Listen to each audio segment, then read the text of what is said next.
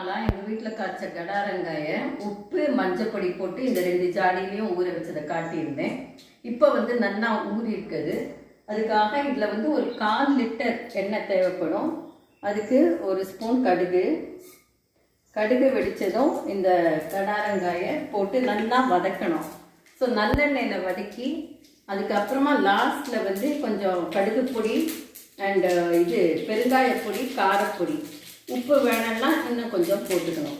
So இதுதான் இதோட preservative. இதுக்கு வேறு ஒன்றுமே நாங்கள் போடுறதில்ல. அதாவது ப்ரிசர்வேட்டிவ் அதெல்லாம் ஒன்றுமே கிடையாது.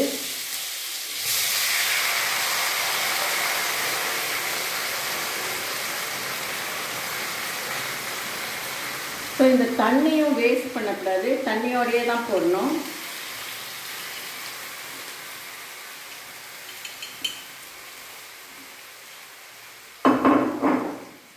இது நல்லா எண்ணெயை விட்டு நல்லா வதக்கணும். இதுக்கு வுட்டன் ஸ்பூன் தான் யூஸ் பண்ணணும்.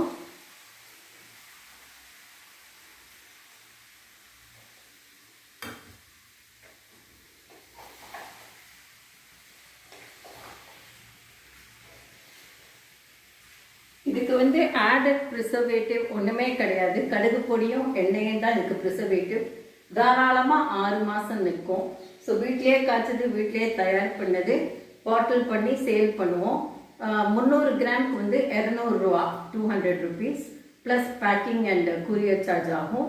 ஸோ யாருக்கு வேணுமோ வாட்ஸ்அப் நம்பர் 9483866885.